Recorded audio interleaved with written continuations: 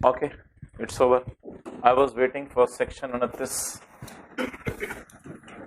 जी। बैडेट की एंट्री बताएं please, section की तरफ नहीं देखना 5 मिनट तक।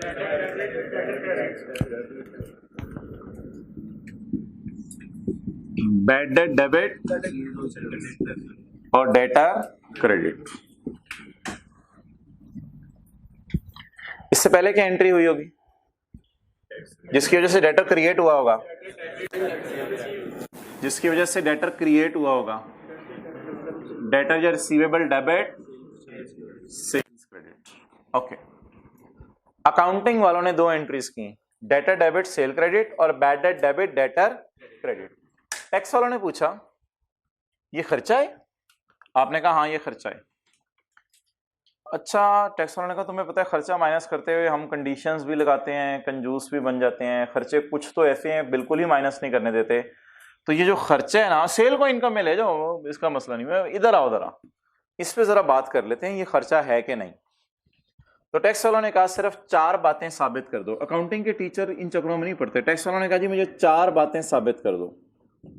अगर आप 4 चीजें साबित करते हो तो 10 मेरी नजर में अलाउड है, और अगर 4 में से एक चीज भी नहीं पूरी, कोई एक भी मिसिंग है, 3 पूरी हैं, तो ये नॉट अलाउड है।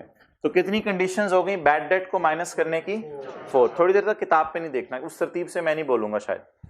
तो 4 शर्तें हैं, 4 शर्तें अगर आप पूरी कर दें तो बैड डेट माइनस करने की इजाजत है। ये राइस की फर्ज करें किताबें हैं, कुछ स्टूडेंट है डेटर डेबिट इनकम क्रेडिट, बाद में भाग गया bad debt debit debtor credit. Okay, अब सवाल ये राइज हुआ, पहला सवाल क्या है? पहला सवाल ये है, लॉ मेकर कहता है पहली शर्त है the bad date should previously be included in income. हमने कहा ठीक है जी, पहली शर्त तो पूरी हो रही है। अकाउंटिंग के सर ने कभी ऐसी बात नहीं बोली थी, टैक्स वालों ने बड़ी अजीब सी बात बोली। पहली शर्त क्या है? The bad date should previously be included in, and it is देख लें, सेल को इनकम भी कहते हैं कुछ लोग। तो पहली शर्त है bad debt should previously be included in income. दूसरी शर्त, अकाउंटेंट ने अकाउंटिंग की किताबों में ये एंट्री कर दी है जी। दूसरी शर्त पूरी हो रही है, आपके सामने ये एंट्री हुई भी है।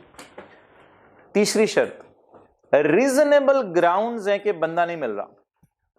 तो मिसाल के तौर पे स्टूडेंट का नाम कामरान है, तो आपने ओह सर कामरान वो नहीं आता, सर मुझे पता है हमारे साथ ही खेलता था, वो नहीं आएगा इंशाल्लाह कभी भी, आप परेशान ना हो, वो नहीं पैसे देके जाएगा। तो नाम ही काफी होते हैं कुछ लोगों को बताने के लिए कि ये बैड डेट है। ओके, तो तीसरी शर्त क्या है मोबाइल वाले भाई? कि रीजनेबल ग्राउंड्स हों। कौन से ग्राउंड्स हों? डूंगी ग्राउंड नहीं, कजाफी ग्राउंड नहीं, कौन से ग्राउंड?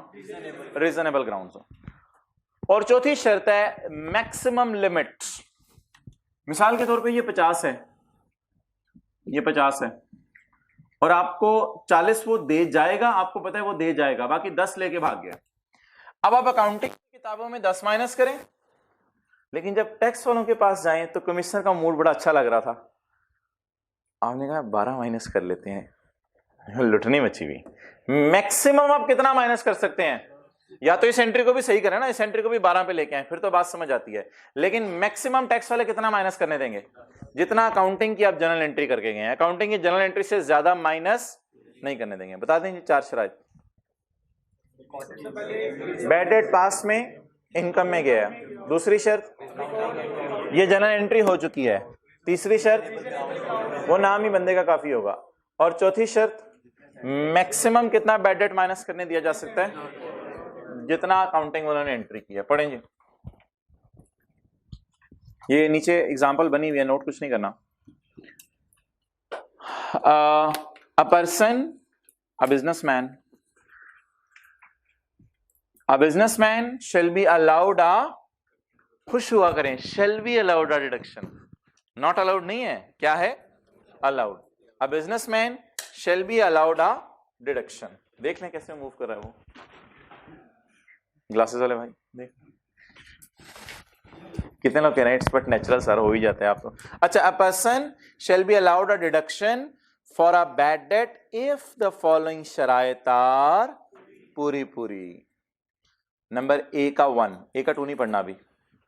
द उधार was previously included in income from business. पहली शर्त, नीचे आ जाए बी में, द उधार और अ पार्ट ऑफ उधार इज ऑल्सो, वैसे होना चाहिए था, चलें, is also written of in the accounts of person. आपने अपने अकाउंट्स में भी राइट ऑफ कर लिया हो। तीसरी शर्त, देयर आर मुनासिब grounds for believing that debt is, मुनासिब ग्राउंड है, आप साबित कर दें कि पैसे वापस नहीं आएंगे। और अगली शर्त अगले सफे पे,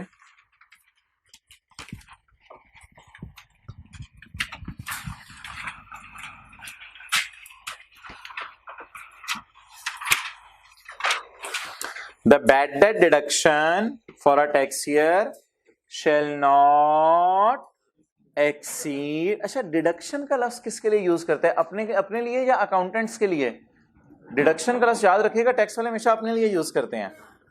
the bad debt deduction shall not exceed the bad date return of in the accounts of person. Maximum कितना डिडक्ट किया जा सकता है?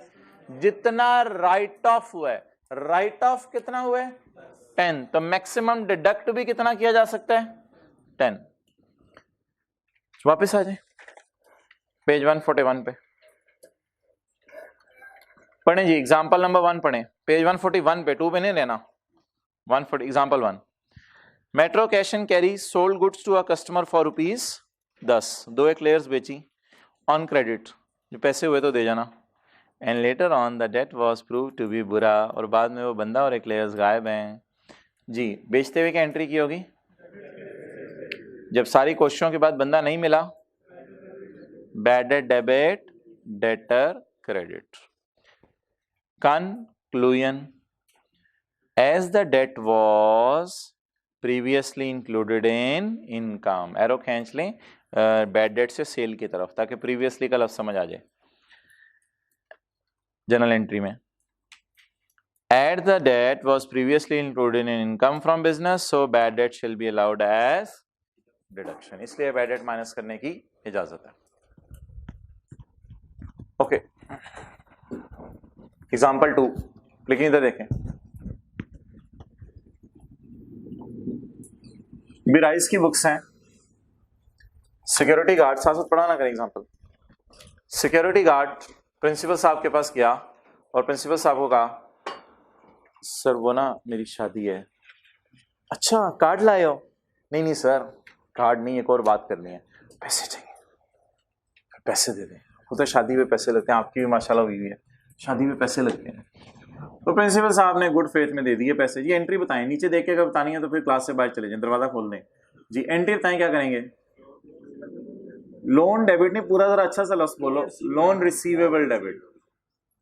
लोन रिसीवेबल, फर्ज करें 6 रुपए में शादी हो जानी है, ठीक है। लोन रिसीवेबल डेबिट, अपने लिए हॉस्टल देगा, बेगम के लिए क्लियर्स तो 6 रुपए में शादी हो जाए। अच्छा जी, लोन रिसीवेबल डेबिट, बोले कैश क्रेडिट। ओके, उसके बाद 13-14 साल हो गए, वो नजर नहीं आया। पता चला आया गांव में, तो गांव वालों ने कहा वो तो जा चुका है, वो तो शादी के बाद ही चला गया था गांव छोड़ के। ओके, बोले जी, बुरा उधार डेबिट, डेटर कहां से? तो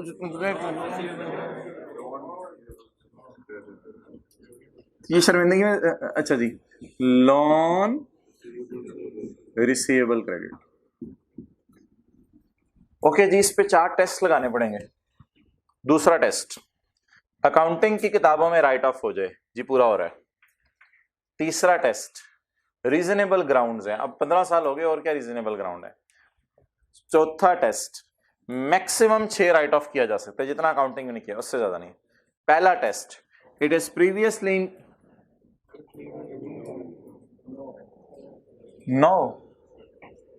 no it is previously included in income. No, ये तो एंट्री की नेचर समझे ना, एंट्री की नेचर ही ऐसी है, कहां से प्रीवियसली इंक्लूडेड इन इनकम है? इस वजह से 3 शर्तें पूरी हो रही थी, एक वायलेट हो गई, तो ये बैड डेट माइनस करने की इजाजत नहीं है। अजीब सी बात आपको लग रही होगी, बट क्या करें, लिखा हुआ है। तो कौन सी शर्त पूरी नहीं हो रही? 1 के ए की 1 के ए की 1 क्या थी? Previously included in income. तो ये शर्त पूरी नहीं हो रही, जिसकी वजह से लॉ मेकर को गुस्सा चढ़ेगा और कहेगा ये एक्सपेंस नहीं है। पढ़ें जी example 2। Metro cash and carry provided loan of ₹6 to one of its security guards employee, and later on the security guard भाग with the पैसे। ओके, एंट्री क्या होगी? Loan receivable debit cash credit, भाग debit loan receivable credit. Conclusion as बोलें, चलिए अब मैं बोलूंगा। The debt was not previously included in income, so bad debt shall not be allowed as deduction to metro। so ये खर्चे के तौर पे माइनस करने की इजाजत नहीं है, क्योंकि मोबाइल वाले भाई पहले का ए का ये .1 जो है वो वायलेट हो रहा है। ओके, अब क्या रह गया? पहले के ए का 2, पहले के ए का 2, वो नहीं पढ़ना आपने, वो भी मैं पढ़ाता हूं। ओके, अगली एग्जांपल ये है कि यही सिनेरियो है, लेकिन किताबें हैं बैंक की। यही सिनेरियो है, किताबें हैं बैंक की। बैंक होता है फाइनेंशियल इंस्टीट्यूशन, बैंक की बुक्स हैं, और बैंक ने अपने कस्टमर को लोन दिया। इसका तो काम ही लोन देना। Loan receivable debit cash credit, और वो कस्टमर लोन लेके भाग गया। एक बार याद रखिएगा, बैंक के लिए ये नॉर्म है, क्योंकि बैंक दिन में 100 लोगों को लोन देता है।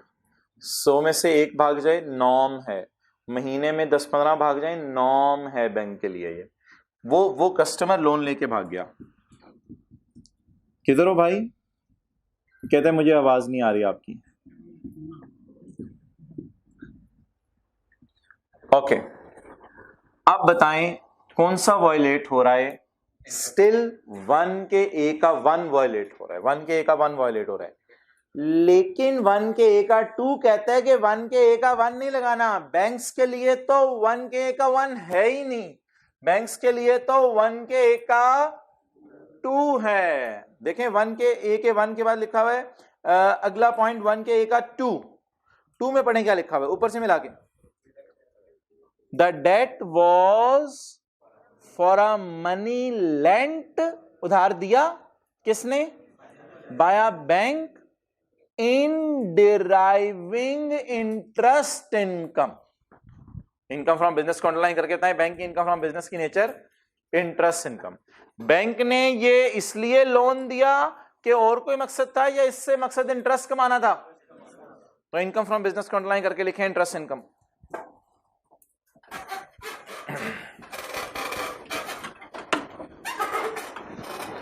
तो आप बोलें बैंक को रिलैक्सेशन है या उसके लिए हार्श प्रोविजन है? रिलैक्सेशन क्या है? कि खर्चा माइनस करने की इजाजत है। क्यों माइनस करने की इजाजत है? क्योंकि इसकी नॉर्म है लोन्स देना और नॉर्म है लोगों का भागना।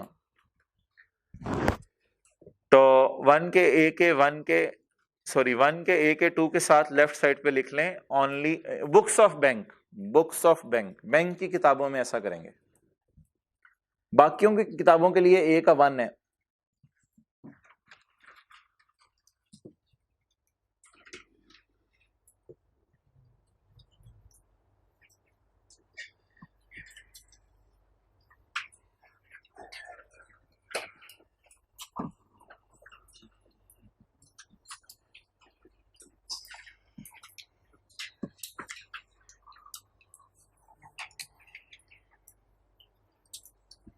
ओके, एग्जाम्पल 3 पढ़ें जी।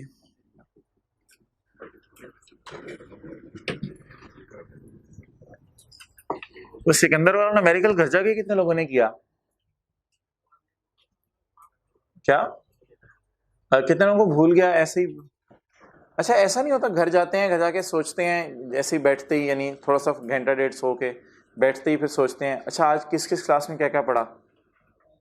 सोचते हैं, सोचने के बाद फिर किताब खोलते हैं, किताब खोल के देखते हैं, फिर करके 1.5 घंटा हर सब्जेक्ट पे लगा के, अकाउंटिंग पे 2 घंटे, बाकियों पे 1.5 लगा के, तो 2, 3, 3.5, 3.5 और 1.5, 5 हो गया। 5 घंटे लगाने के बाद आप कहते हैं ये तो 5 घंटे में हो गया, अब चलो कल वाला मैं जरा पक्का कर लेता हूँ, पिछले हफ्ते वाला।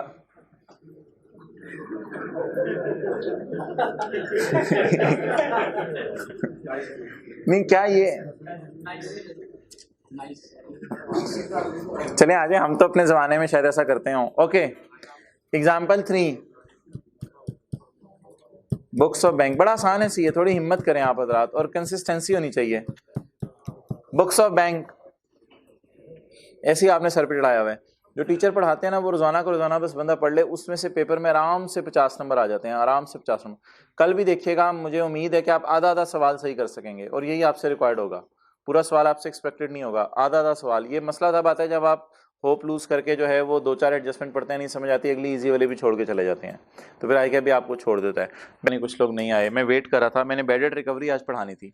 पॉइंट 3 में आ जाए, and it needs your attention. Point 3, page 142। Okay,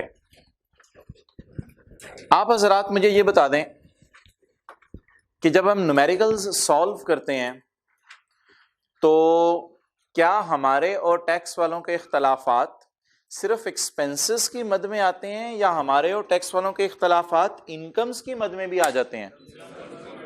incomes की मद में भी आ जाते हैं। अब आज मैं आपसे एक जनरल बात पूछने लगा हूं, अगर किसी भी एक्सपेंस में हमारे और टैक्स वालों में इख्तलाफ आ जाए, जिसको हम कहें ये एक्सपेंस है, टैक्स वाले कहें नहीं ये कर लो, हमारे ख्याल से ये कर लो, तो किसी भी एक्सपेंस को डील करने का फॉर्मेट समझाइएगा मुझे। चलिए मिसाल के तौर पे डेप्रिसिएशन ले लेता हूं। डेप्रिसिएशन को कैसे डील करते हैं न्यूमेरिकल में? सेल से चलते हुए अकाउंटिंग वाले यूनिट्स प्रोड्यूस वाले डेप्रिसिएशन माइनस कर चुके होते हैं, इसे कैसे सही करते हैं? ऐड करके।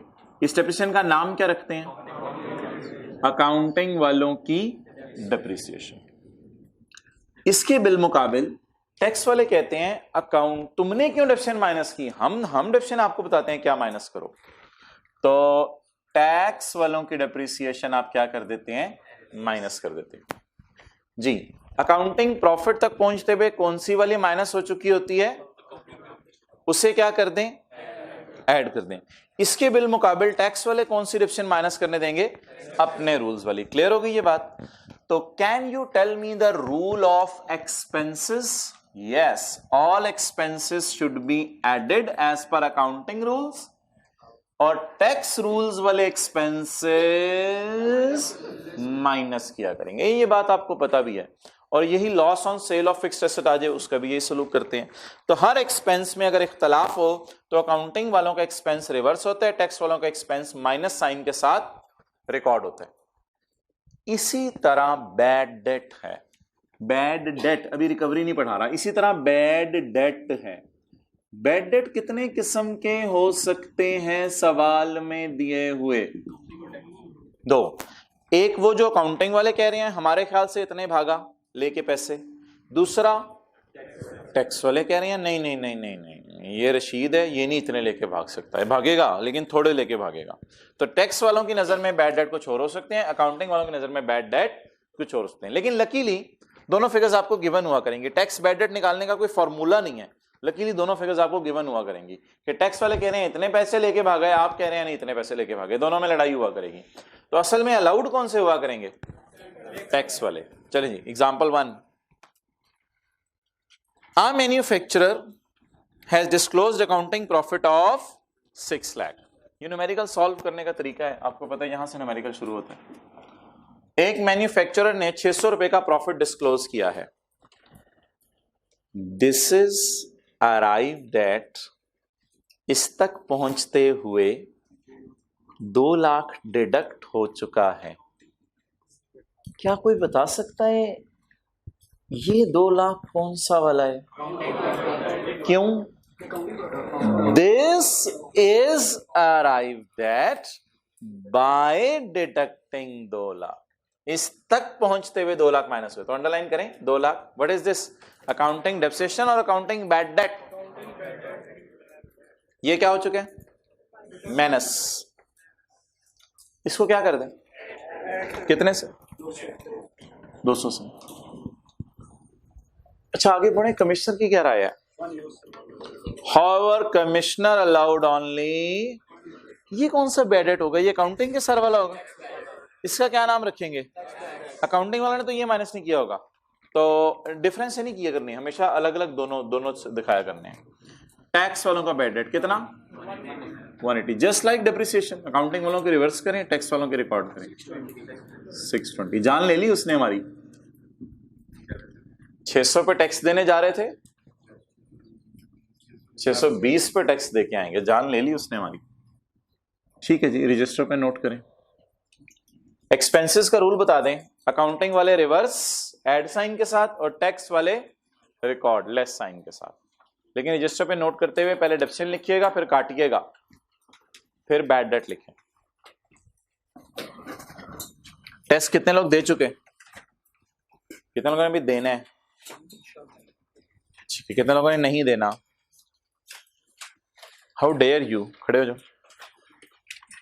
ऐसा ना कीजिएगा भाई प्लीज, कल बड़ा टाइम लगे टेस्ट बनाने पे, और अफसोस होगा मुझे अगर आपने टेस्ट ना दिया तो।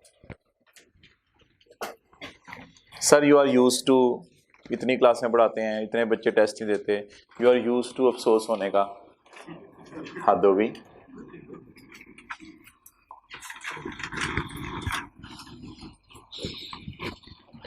Teacher is not use to, बच्चा 5 मिनट भी लेट आ जाए टीचर को दुख होता है। आप लोग तो टेस्ट छोड़ देते हैं।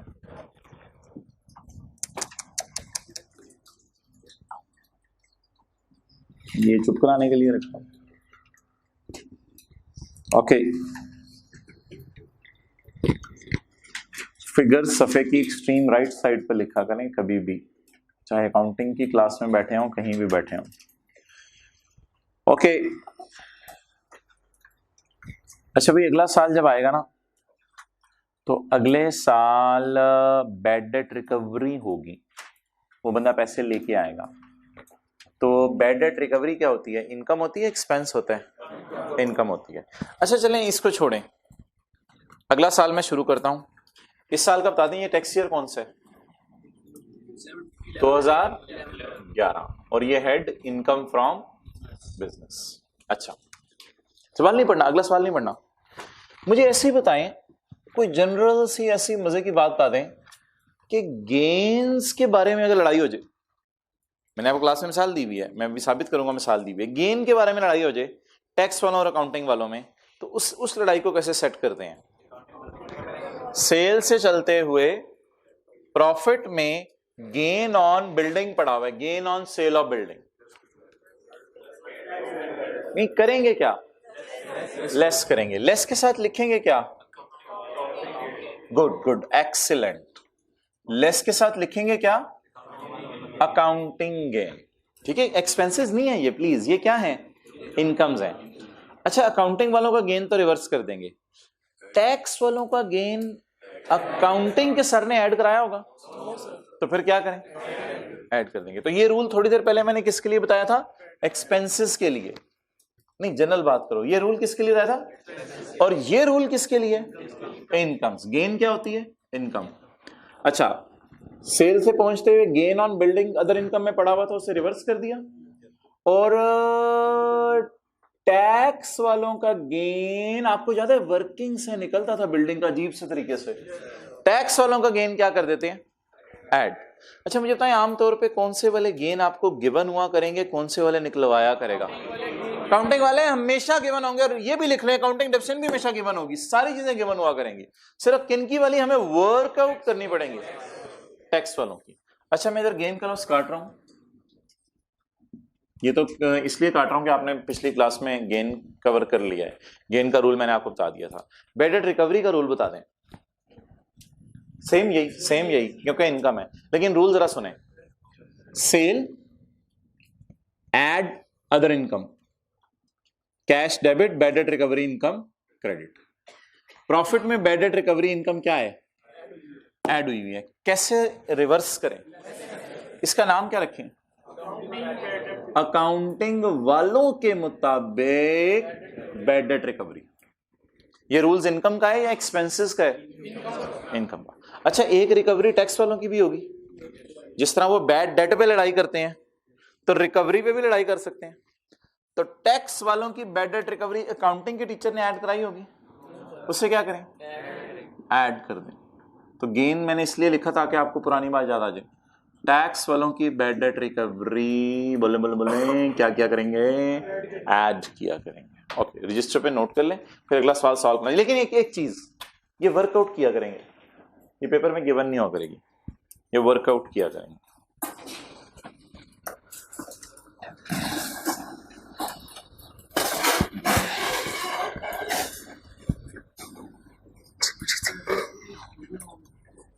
हाँ, वो गिवन होंगे, टैक्स बैड डेट गिवन होंगे, उसमें वर्किंग नहीं होती।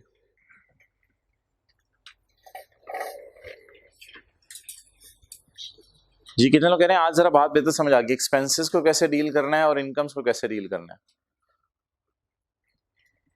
तो एक्सपेंसेस को तो डील किया, इनकम्स को दो।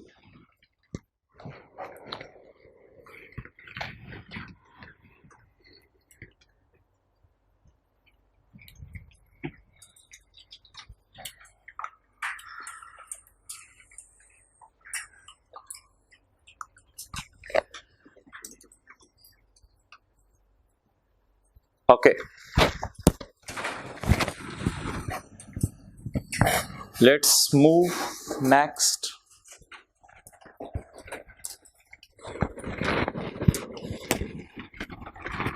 सवाल पढ़े जी। Continuing from question 1. पढ़े आगे। In tax year 2012, he disclosed 7 lakh as 7 lakh as accounting profit.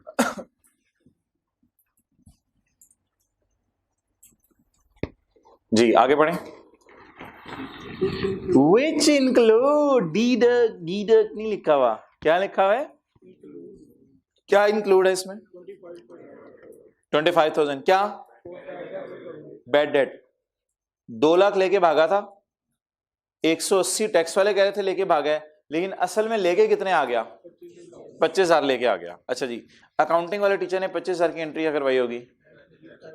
Cash debit, bad debt recovery, income. इस तक पहुंचते हुए कितना पड़ा हुआ इसमें? 25। इस 25 का नाम बताएं। जो प्रॉफिट में पड़ा होता है उसका नाम बताएं, क्या होता है? अकाउंटिंग वालों की, इसको क्या कर दें? माइनस कर दें। होंठ लाएं अगर क्लास में आए, वरना कोई बैठने का फायदा नहीं। इसको क्या कर दें? लेस कर दें। कितने से? 25 से। ये किनकी राय थी बैड डेट रिकवरी के बारे में? अकाउंटिंग वालों की। उस राय को हमने क्या कर दिया? रिवर्स। अब किसकी राय जाने? अच्छा, टैक्स वाले पागल है। टैक्स वाले कहते हैं हम एक आपको फॉर्मूला दे रहे हैं। क्या फॉर्मूला है? देखो,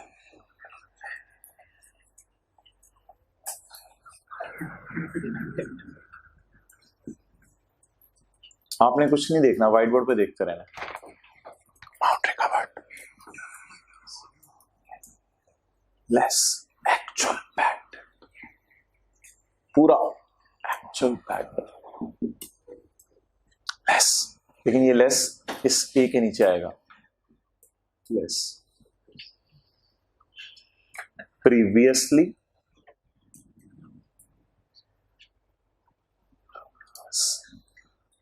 previously allowed as deduction. Okay, question 2 answer में देखा करें। क्वेश्चन 2 देख के बताएं अमाउंट रिकवर्ड कितनी है। लॉजिक नहीं बताई मैंने फॉर्मूले की। क्वेश्चन 2 देख के बताएं अमाउंट रिकवर्ड कितनी है। क्वेश्चन 1 देख के बताएं एक्चुअल बैड डेट कितना था। नहीं, एक्चुअल बोला तो फिर दोनों अमाउंट सेम होगी। दूसरी अगली इंग्लिश में फोकस करें, फिर समझ आएगी आपको बात, वरना तो दोनों अमाउंट सेम होंगी। अच्छा, ये बताएं क्या है? Previously allowed as deduction by tax authorities 180। Okay, इसमें से ये क्या करना है?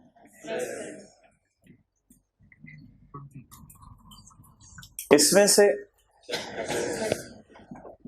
क्या आ गया? टैक्स वालों ने कहा ये हमारे बैड डेट रिकवरी है। वजह भी है, अभी लॉजिक बताऊंगा। ओ अच्छा, टैक्स वाले बड़ा सोचते हैं। टैक्स वालों के मुताबिक बैड डेट रिकवरी बोले कितनी है? 5। टैक्स वालों के मुताबिक बैड डेट रिकवरी कितनी है? 5। असल में ना टैक्स वाले कहते हैं यार गेम मुकाओ, बहुत तेज हैं, कहते हैं गेम मुकाओ, हमारे और तुम्हारे में कोई लड़ाई नहीं है, खत्म करते हैं लड़ाई। बंदा पैसे ही दे गया। पिछले साल तुम कह रहे थे 200 लेके भागे, हम कह रहे थे 180 लेके भागे, वो तो लड़ाई खत्म हो गई। कितने दे के चला गया? 25। अब लड़ाई खत्म हो गई। अब लड़ाई जब खत्म हुई तो लड़ाई खत्म होने को कैसे एड्रेस किया टैक्स वालों ने? जरा देखें इस फॉर्मूले के पीछे लॉजिक। पिछले साल टैक्स वालों में और हमारे वालों में कितना डिफरेंस था? टैक्स वालों ने कहा इस साल भी 20 का डिफरेंस डाल दो, लड़ाई खत्म हो जाएगी। और इस साल हम आपको रिलैक्स कर देते हैं, आपकी 25 इनकम है, नहीं 5 है बस। ओए जबरदस्त हम कहेंगे जबरदस्त। तुम्हारी 25 इनकम थी पिछले साल, तो सॉरी तुम कह रहे हो 25 इनकम है, नहीं है, तुम्हारी इनकम ही कितनी है? 5। उधर देखें कितना गैप, 20 का डाला टैक्स वालों ने। इस साल भी कितना गैप डाल दिया। कैसे? अजीब तरीके से निकलवाया ना। ये काम करके टैक्स वालों ने कुछ सोचा इसके पीछे, ठीक है। तो ये थोड़ी सी इसकी लॉजिक है, बट लॉजिक को छोड़ें जी। बोलें 680। एक और लॉजिक भी सुन लें। 12 के एंड पे खड़े हो, आज तक अकाउंटिंग वालों ने कितना कमाया है? अकाउंटिंग वालों ने आज तक, बोल रहा हूं, 700 जमा 600 1300। 12 के एंड पे खड़े हो, आज तक टैक्स वालों ने कितना कमाया है जिस पे टैक्स मांग रहे हैं? 1300। तो वो आर्जी तौर पे इख्तलाफ क्रिएट हुआ था। जब वो बंदा पैसे दे गया तो लड़ाई हमने क्या करने की कोशिश की? खत्म करने की कोशिश। जब खत्म हुई तो देख लें ओवरऑल इफेक्ट सेम है। अगर ये फॉर्मूला ना लगाते तो यहां 5 ना आता। क्लियर? क्या? जी मैं उसकी तरफ आता हूं।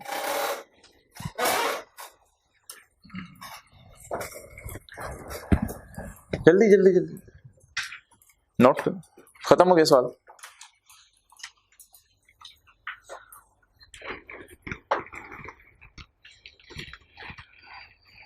अच्छे बच्चे पता क्या करेंगे? देखें इधर, वो पहले 700 लिखेंगे, फिर 25 लिखेंगे, फिर ये जगह छोड़ देंगे खाली, फिर करेंगे वर्किंग, ताकि सवाल से ढूंढ के ये फिगर्स निकालेंगे, फिर 5 यहां लेके आएंगे। और पागलों वाले बच्चे वो उधर से नोट करने, इधर तक उधर वो ये करेंगे। अच्छे बच्चों की तरह सॉल्व करें, पहले वर्किंग करें।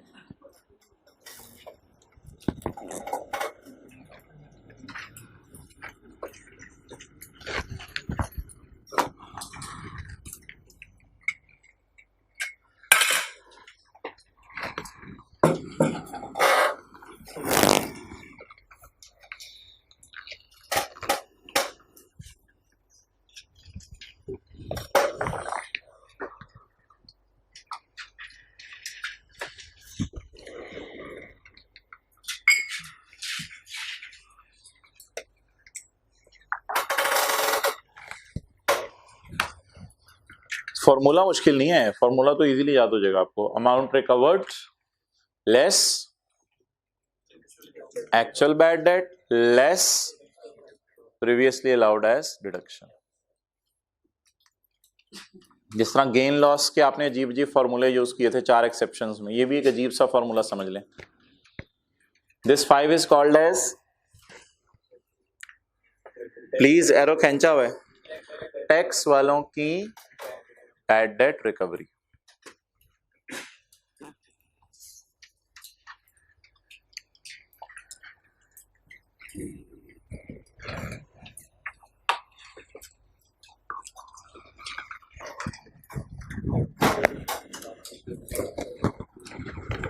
जी मैं अब ना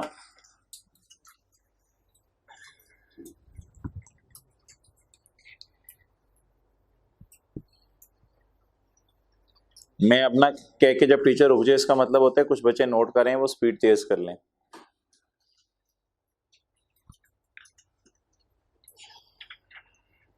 ओके मैं अब ना आपको थ्योरी पढ़ाने लगा हूं, लेकिन किताब से नहीं पढ़ा रहा क्योंकि घर से याद करके आया हूं।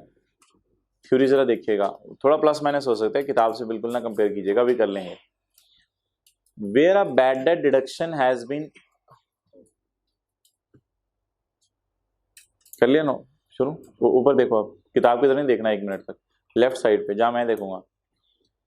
Where a bad debt deduction has been allowed in a tax year and in subsequent year the person recovers any amount, the following rule shall apply. Where the bad debt recovery is greater than the difference, इसका नाम difference होता है, ठीक है, अभी लिखवा देता हूं सारा। Where recovery is greater than difference, difference of whole of such bad debt and amount previously allowed as deduction. Where recovery is greater than difference, the excess, where recovery is greater than difference, the excess shall be included under the head income from business in the year in which amount is received, in which amount is received. सुनिएगा, where bad debt deduction has been allowed in 2011 and in subsequent year, and in subsequent year any debt is recovered, the following rule shall apply. Where the recovery is greater than the difference of these two, then the excess shall be added under the head income from in the year in which bad debt is recovered, in the year in which bad debt is recovered. पढ़ें जी,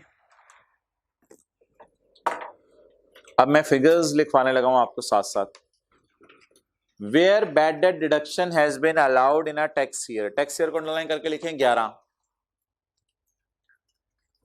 Where bad debt deduction has been allowed in 11 and in 12, हाँ subsequent ये 12 ही होगा ना, and in 12 the businessman recovers any amount, the following rules shall apply. Rule सुने जी क्या है? Where the bad debt recovery 25, where the 25 लिख ही नहीं रहे कुछ लोग 25, where the bad debt recovery, where the 25 is greater than difference, difference है 20, where the recovery is greater than difference, difference of what? whole bad debt 200, previously allowed 180, the Punjabi वाला the excess shall be, बताएं excess shall be included under the head income from, आगे, in the tax year in which it is received.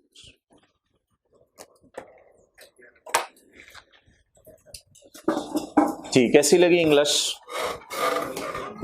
अच्छी है ना law maker की English? Okay, ऐसे enjoy करते हैं। देखिए, where bad debt deduction has been allowed, laser, where bad debt deduction has been allowed in a previous year and in subsequent year the person recovers any amount, the following rule shall, where the recovery is greater than the difference, the excess shall be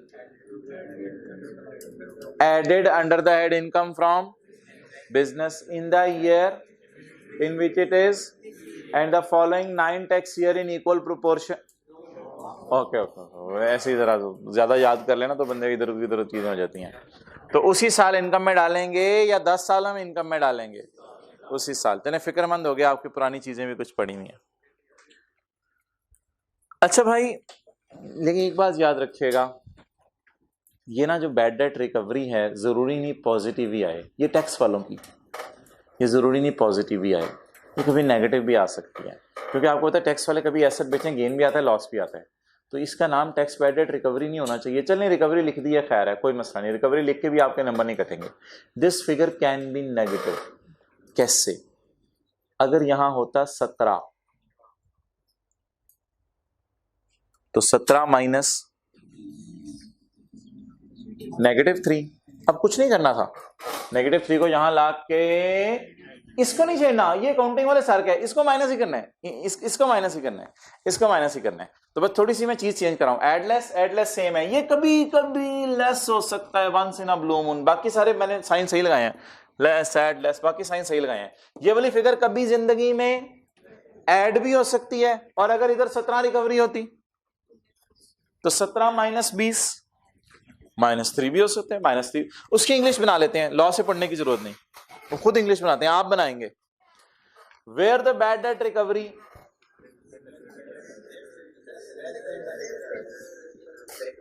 where the bad debt recovery is less than the difference of these two, the shortfall, तो किताब वाले हैं ना, किताब से जो देख रहे हैं, मैं आपको बताता हूं, the shortfall, ये किताब से देख के बोले हैं, the shortfall shall be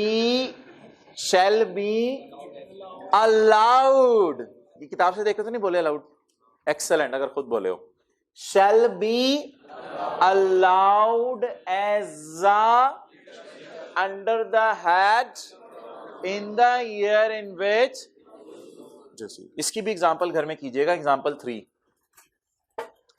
shortfall की भी एग्जांपल कीजिएगा, 2 है एक्सेस की एग्जांपल और 3 है शॉर्टफॉल की।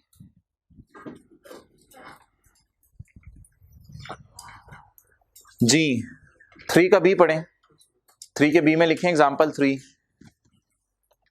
और 3 के ए में लिखें एग्जांपल 2।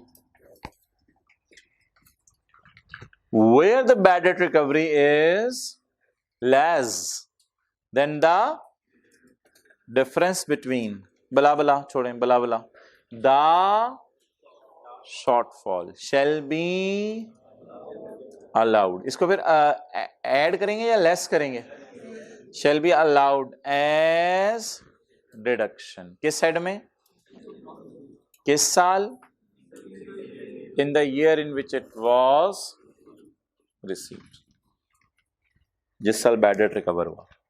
अच्छा ये बात याद रखिएगा, ये हमेशा लेस ही होगा, क्योंकि अकाउंटिंग वाले टीचर ने क्या किया होगा, ऐड किया होगा, टैक्स वालों का कभी और कभी लेस हो सकता है, डिपेंड अपॉन द जवाब। इधर जवाब क्या आ रहा है,